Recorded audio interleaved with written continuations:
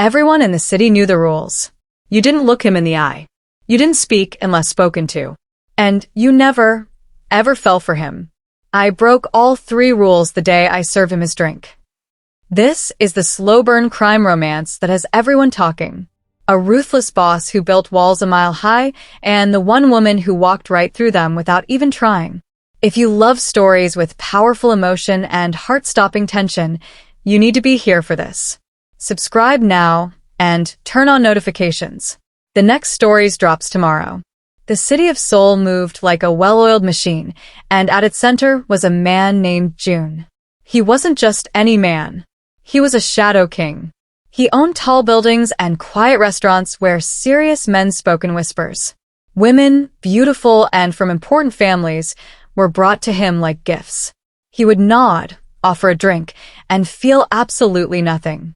His heart wasn't broken. It was just gone, replaced by cold stone from a life of hard choices. Tonight, he sat in his usual booth at the Jade Room, a high-end bar all in dark greens and gold. A daughter of a steel tycoon laughed too loudly across from him. He watched the ice melt in his glass, uninterested. Then, a sound cut through the dull murmur. A warm, rich laugh. It was full, real, and it didn't care who heard it. He looked. Near the kitchen door stood a new waitress. Her skin was the color of dark honey under the soft lights. She was balancing 3 heavy plates, telling a joke to the old bartender in confident, if slightly accented, Korean. She moved with a rhythm that felt out of place here, like a steady, comforting drumbeat in a room of nervous violins. Her name tag read, Kayamika, trainee. She served his table, placing a scotch before him with careful hands. Your drink, sir. Her eyes met his for half a second. They were sharp, intelligent, and held no fear. No flicker of recognition of who he was. To her, he was just a customer. A difficult, silent one. That simple fact was a shock. She turned and walked away, the stiffness of her new uniform unable to hide her natural grace. An older lieutenant, Min-ho, leaned in. The new hire. From Nigeria. Student. The agency said she's the best they had. June said nothing. He sipped his drink, his eyes following her as she worked. She corrected a busboy's mistake with a patient smile. She remembered a regular's usual order without being told. She was competent in a way that felt like an accusation to his entire world of forced loyalty and paid respect. Later, as he was leaving, he saw her in the staff alley, tying her scarf. A young cook was leaning too close, saying things that made her face tighten. She didn't cower. She stood up straight, her voice low but firm. You will speak to me with respect, or you will not speak to me at all. The cook smirked, reaching for her arm. June didn't think. He took 2 steps, and his presence was like a door slamming shut. He didn't touch the cook. He just looked at him. The man's face went white, and he scrambled back inside. Kayamika turned, startled. She looked from the terrified cook to June's impassive face. She didn't thank him. She studied him, really seeing him for the first time. That was not necessary, she said quietly. I had it. He finally spoke, his voice rough from disuse. It was to me. He turned and walked to his black car, feeling her eyes on his back. For the first time in a decade, the stone in his chest cracked just a little. He didn't look back. He couldn't. The next night, June came earlier. He told himself it was to review the books. He sat in his office, a glass room overlooking the bar floor. His eyes found her immediately. She was teaching another waitress how to fold napkins into a lotus flower, her fingers quick and sure. He watched her laugh again, a sound that seemed to push the shadows back from the corners of the room. Downstairs, a problem arrived. 3 men in expensive suits, from a rival outfit, swaggered in. They demanded the best table, already reserved for a city official. The hostess fluttered nervously. The leader, a man with a sharp smile, waved her off. June will understand. We're old friends. Kayamika was assigned to their table. They ordered the most expensive whiskey, then complained it was fake.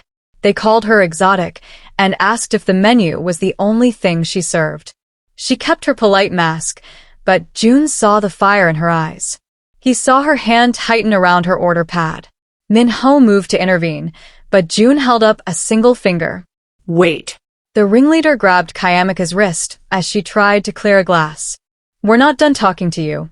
The bar went silent. Every employee froze.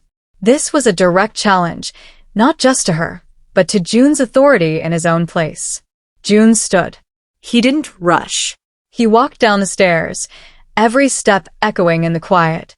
He didn't look at the rivals. He walked straight to Kayamika. Gently, but with undeniable finality, he pried the man's fingers from her wrist. He placed himself between her and the table. You are done, he said, his voice quiet but cutting the air like glass. The rival boss smirked. June. Protecting the help now? She's just a waitress. June's response was to pick up the bottle of whiskey they had insulted. He poured a single glass, slowly. She is an employee of this house. You disrespect her. You disrespect me. You know the price for that. His men, previously unseen, now filled the doorways. The rivals left, their bravado gone. The bar exhaled. Kayamika was breathing quickly, rubbing her wrist. She looked up at June, a storm of anger, humiliation, and something else, curiosity, in her gaze. I told you. I had it. This wasn't about you having it, June said, still looking at the door. This was about them not taking it. He finally looked at her. Go home. Take tomorrow night off. Paid. He turned to leave, the order given. No. The words stopped him. No one said no to him. She lifted her chin. If I take the night off, they win. They make me scared. I am not scared. I need this job. June stared at her. The stone in his chest cracked a little wider. He gave a single, slow nod. Then stay. That night, in his empty penthouse, he didn't think about territories or shipments. He thought about the look in her eyes when she said, I am not scared. A week passed. June started taking his evening meal at the bar, always at a quiet corner table she served. They didn't speak beyond your steak, sir, and thank you. But a silent understanding grew. She didn't flatter him. She didn't tremble. Once she even corrected him. You should try the ginger tea. The scotch is keeping you up at night. He was so stunned, he ordered the tea. One rainy Thursday, the bar was slow. Kayamika was wiping down the bar top near his table. A clumsy porter bumped a high shelf. A heavy, jade vase, a priceless antique, toppled directly toward her head. June moved faster than anyone thought possible. He wasn't a businessman in that moment. He was the fierce fighter from his youth. He shoved her out of the way hard. She stumbled to the floor. The vase shattered against his shoulder, then hit the ground. Silence. He stood, a sharp pain in his shoulder, ignoring it. He looked down at her. Are you hurt? For the first time, his voice held a different tone. Not cold command, but genuine urgency. She was on the floor, shocked, staring at the shattered jade between them. No. You're bleeding. A shard had cut through his suit jacket. In his private office upstairs, she insisted. Let me see. Please. He sat, stiffly, and allowed her to help him remove his jacket and shirt. She cleaned the cut on his shoulder with a first aid kit, her touch firm and professional. He saw the scars that mapped his back and torso, a history of violence she said nothing about. Her fingers hovered over an old, nasty scar near his ribs. This one was bad, she whispered, more to herself. He finally spoke, looking straight ahead at the wall. My father. A lesson in loyalty. It was more than he had told anyone in 20 years. She finished taping the bandage. Her hand rested lightly, for just a second, on his good shoulder. A simple human touch. He felt it like an electric current through his entire frozen body. You saved a vase last week, she said softly, packing up the kit. Tonight you saved me. Why? He turned to look at her, really look. He saw the intelligence, the strength, the lonely pride that mirrored his own. The vase, he said, his voice gravelly, was just a vase. In that sentence he said everything. She understood. She stood, nodded. and left the room without another word. He sat in the silence, the ghost of her touch on his skin warmer than any fire. The peace didn't last. Minho found June the next day, his face grim. The men from the other night. They're talking. They say you have a weakness. They're asking questions about the Nigerian waitress. June's blood went cold. The world he lived in had noticed the crack in his armor, and now it wanted to pry it open and destroy what was underneath. That night, he was distant. He watched Kayamika from across the room, but his gaze was now a cage. He had to push her away. It was the only way to protect her. When she brought his tea, he didn't look up from his papers. "Your service is adequate," he said, his voice returning to its original ice. "But be more careful with the orders. You confuse table 4. She froze. The warmth in her eyes cooled. She simply said, "I see," and walked away. He felt the loss of her simple, real presence like a physical blow. He saw her confusion and hurt from across the room, and it was torture. Later, as she left, he had Minho follow her at a distance. He got a report. She took 2 buses to a small, modest apartment in a student neighborhood. She was safe. For now. June stood on his terrace, the city lights blurring. He realized he was afraid. He hadn't been afraid for himself in years. This was 1,000 times worse. The next evening, she avoided him. The unspoken connection was severed. He drank his scotch, the tea forgotten. The stone in his chest was back, heavier than ever. Then, as she carried a tray of dirty glasses, her foot slipped on a wet spot. The tray clattered, shattering glass everywhere. The entire bar stared. The manager rushed over, furious. "You clumsy girl. Do you know how much that costs? This is coming out of your pay." Kayamika knelt amid the wreckage, humiliated, fighting back tears of frustration. June watched, his knuckles white on his glass. Every instinct screamed to go to her, to shield her. But he didn't. He stood up, threw money on his table, and walked out without a glance. It was the cruelest thing he could have done. It sold the lie. He saw her look up, saw the betrayal and raw pain flash in her eyes before he turned away. He got in his car. "Drive," he told his driver. He had just broken the only good thing in his life to save it. He wasn't sure it was worth it. Kayamika didn't come to work the next day. Or the next. June's cold act had worked too well. The bar felt dead without her. The laughter was gone. He called the employment agency. They said she had quit. No forwarding contact. Panic, a feeling he despised, began to curl in his stomach. He had lost her. Minho approached cautiously. "Boss, we found where she studies. The library. She has a night class." June didn't thank him. He just stood up. For the first time, the Shadow King was going to step into the light to find someone. He found her in a 24-hour campus library, tucked in a corner, surrounded by heavy medical textbooks. She wanted to be a doctor. Of course she did. She looked tired and sad. He stood there in a simple black coat, looking utterly out of place. She finally sensed him and looked up. Her face hardened. "What do you want?" He didn't know what to say. "You left your job.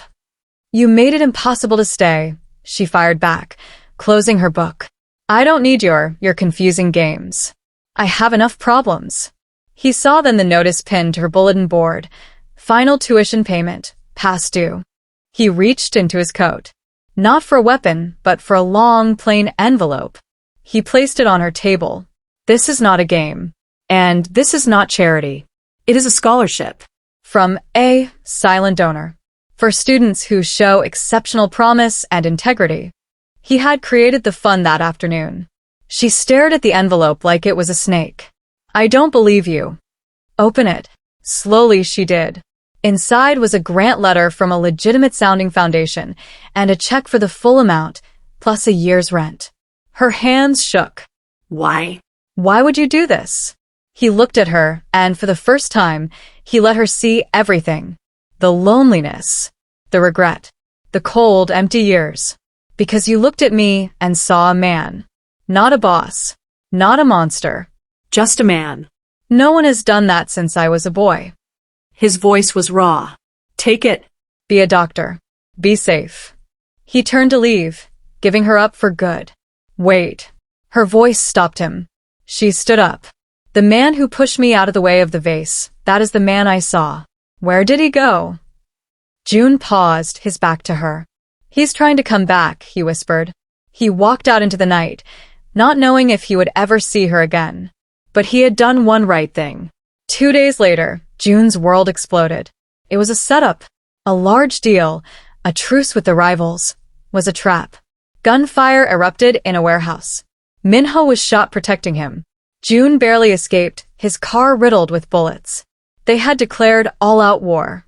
And they knew exactly where to hit him hardest. As he regrouped in a safe house, his phone buzzed with a block number. A video message opened. It showed Kayamika, tied to a chair in a dark room, her face bruised but her eyes blazing with fury. The rival boss's voice came over the video. June. You found something you care about. A mistake. Come to the old docks. Alone. Or we send her back to you in pieces. Rage, pure and volcanic, consumed June. This was his fault. He had been careless. He had looked, and they had seen. He loaded a pistol. His men begged him not to go alone, that it was suicide. This is my fight, he said, his voice deathly calm. You stay and protect Minho. This ends tonight. He drove like a demon to the abandoned docks. Rain slicked the broken concrete. He walked into the vast, empty shipping warehouse alone. I'm here. His voice echoed. Lights flickered on. 6 men surrounded him, guns drawn. The rival boss stood in front of Kayamika, a knife to her throat. Look at you, the boss sneered. The great June, brought down by a waitress. June's eyes locked with Kayamika's. He saw no fear in them, only a fierce, angry determination. And a warning. She subtly shifted her eyes to the left, to a loose pipe on the ground near her feet. You want me? June said, spreading his hands, drawing all attention. Here I am. Let her go. Your fight is with me. Oh, we'll have our fight, the boss laughed. After you watch her. Kayamika moved. She slammed her head back into the man's nose. As he yelled, she drove her heel down on his foot, twisted, and kicked the loose pipe toward June with all her strength. It skidded across the floor. Everything happened at once. June dove for the pipe as guns turned from him to her. A shot rang out. June didn't feel the bullet. He came up swinging the pipe like a bat, breaking the wrist of the nearest gunman. The warehouse became a storm of shouts, metal on bone, and gunfire. He fought not like a refined boss, but like the feral street fighter he once was. All for her. He reached Kayamika. He cut her bonds with a knife from a fallen man. Can you run? She grabbed his arm, her voice strong. Not without you. Together, they fought toward the door, a desperate, back-to-back dance of survival. He took a grazing shot to his arm, the same arm she had bandaged. She used a piece of broken wood as a club. They burst out into the rainy dockyard, pursued. June's car was too far. He saw a rusted maintenance staircase leading up the side of a giant cargo crane. Up. Now. They climbed, the metal groaning under their weight. At the top, a small control cabin was their dead end. They were trapped 100 feet in the air. Below, the rivals gathered, shouting. Police sirens wailed in the distance. June's men had called them. But they wouldn't arrive in time. The boss raised his gun, aiming up at them. June pushed Kayamika behind the cabin's steel wall. He looked at her, rain mixing with the blood on his face. I am so sorry. I brought this to you. She touched his face. You also brought me back to life. I was just surviving until I met you. It was the truth, raw and simple. A spotlight from below hit them. The rival took aim. June made a decision. He would draw the fire.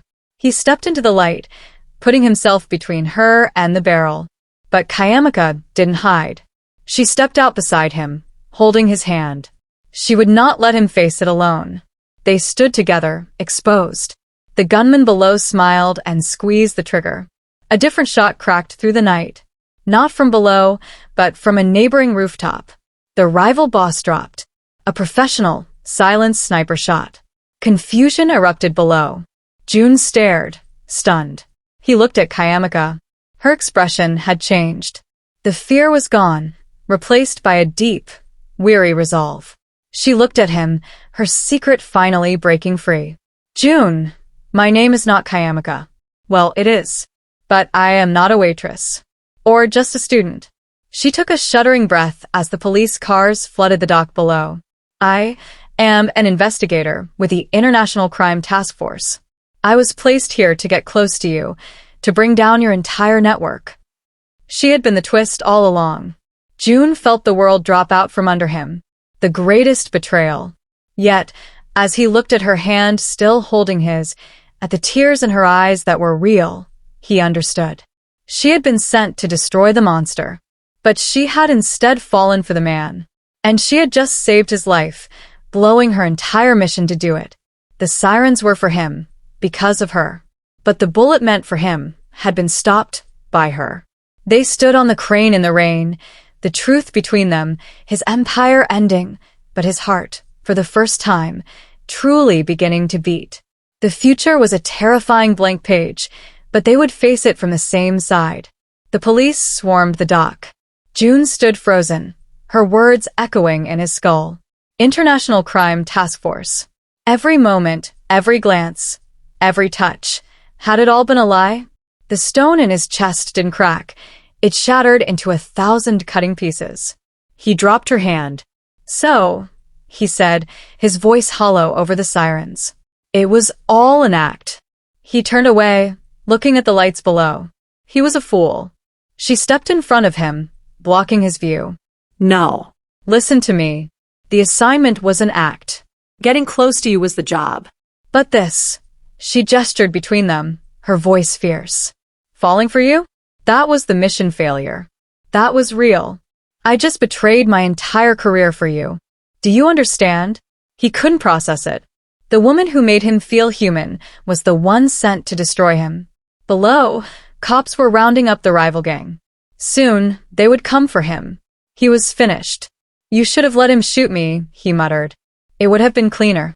Look at me, she demanded, grabbing his shoulders.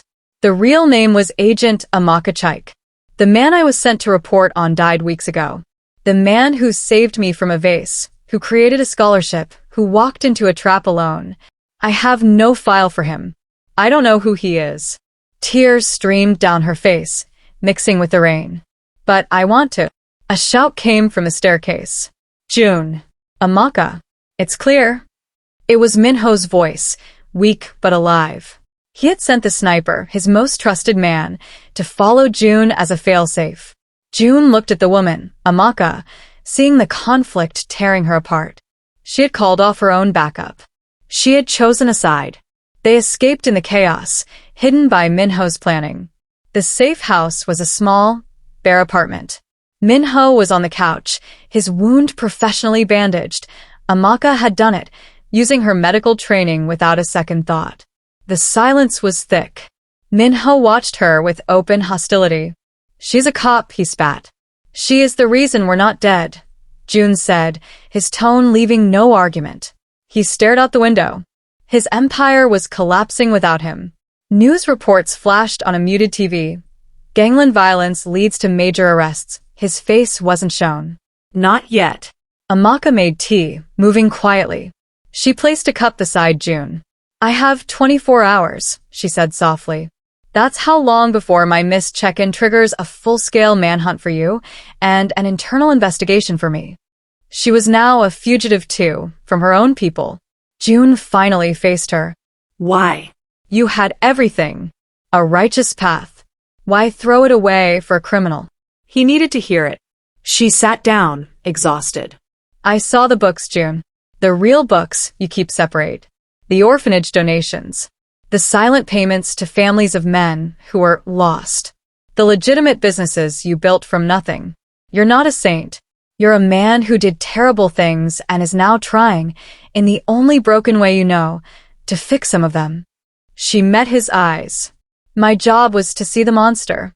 I couldn't stop seeing the man trying to bury him. Minho grunted, but said nothing.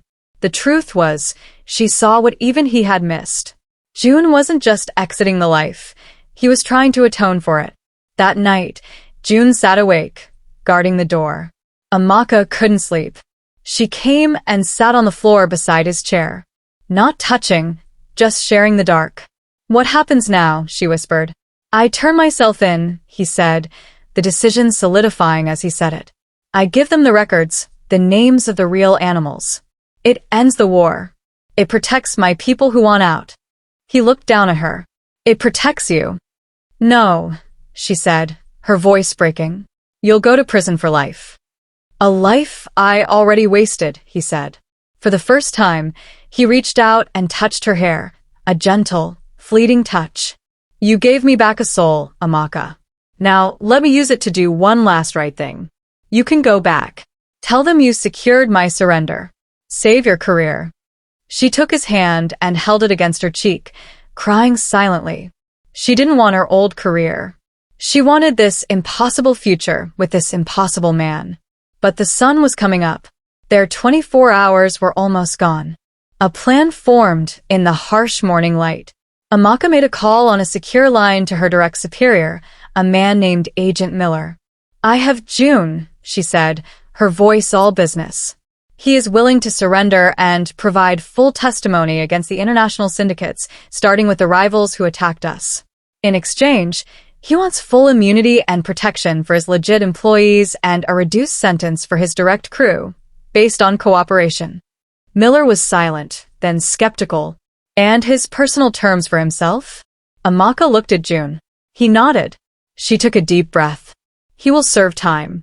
But he wants the sentence to be served at a low-security facility, and he wants his financial assets, after restitution is paid, to be placed in a trust for the community center and the medical scholarships." She paused. "And he wants me as his primary handler and liaison." "You're compromised, Chike," Miller said coldly. "I'm the only one he trusts. You want his cooperation, this is the deal. Otherwise, he disappears, and you get nothing but more bodies." She was bluffing, playing the game from her new side of the board. A meeting was set for a neutral location, the back room of a quiet public library. June went in alone, wired. Amaka and Miller watched from a van. June laid out digital files, names, bank routes, shipment logs. It was a treasure trove. Miller, through a speaker, laid out the offer, 15 years, with chance of parole, in a white-collar prison. His people would be protected. June agreed. As the federal agents moved in to take him into custody, he looked toward the van. He couldn't see her, but he knew she was there. He mouthed 2 words, "Thank you." In the van, Amaka watched them lead him away, her heart in her throat. Miller turned to her. "You're suspended, pending review. But good work securing the asset." It was as close to thank you as she would get. She wasn't suspended. She was adrift. She visited Minho in a secure hospital. "He did this for you," the old lieutenant said, his anger gone, replaced by grief. "Don't let it be for nothing." Amaka went back to her old apartment. It felt like a museum of a life that was over. On her bed was a simple, unmarked envelope. Inside was a key and an address. It led to a small, sunny studio apartment near the university, paid for 2 years in advance.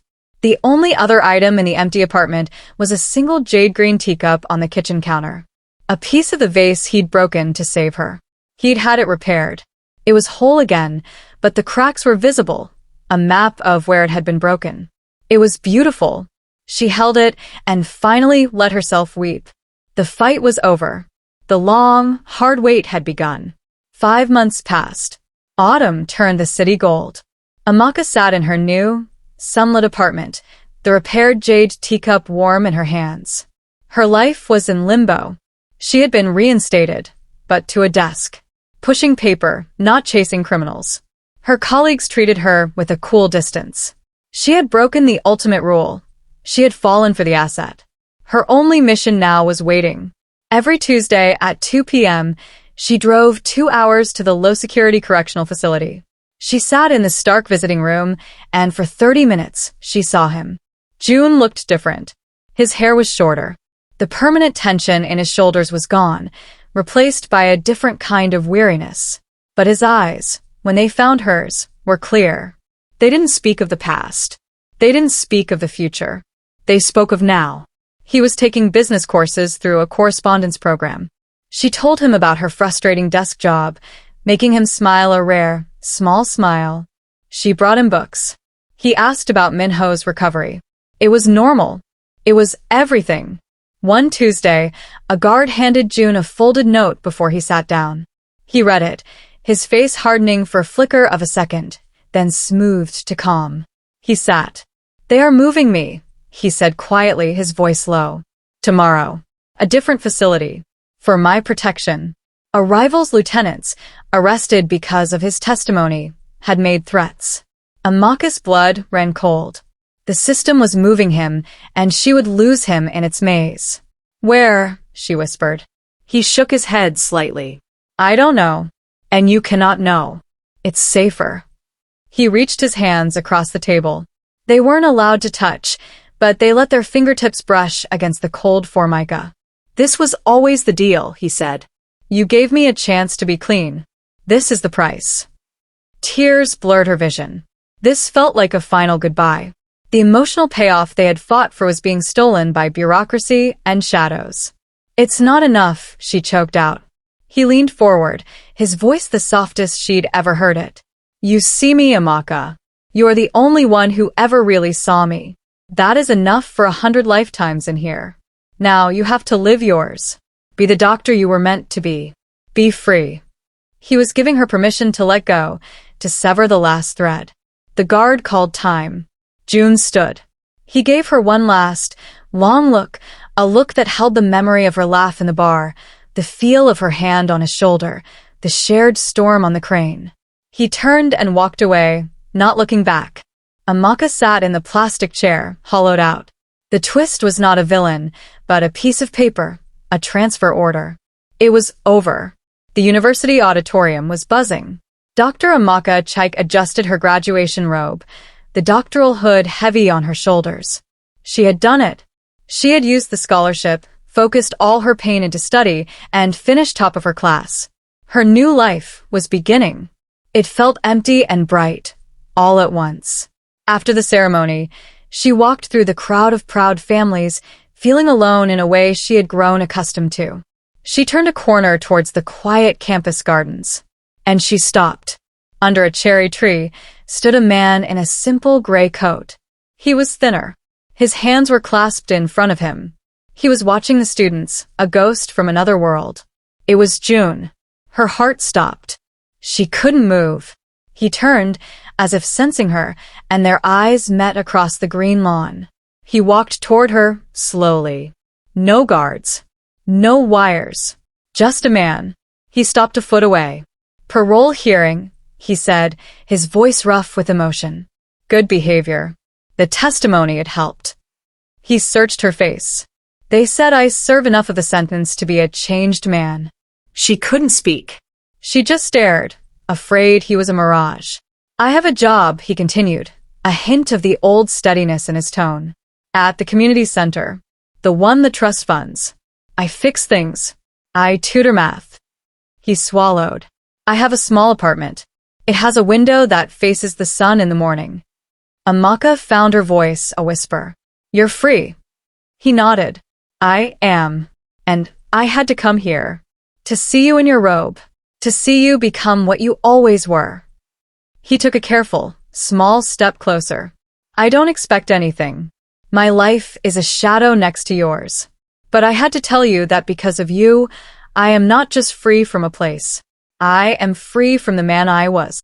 He was leaving the choice with her again. The ultimate, terrifying choice. Amaka looked at him, at the cracks she had seen, and helped repair. She saw the peace in his eyes, hard-won and real. She didn't see a boss or an inmate.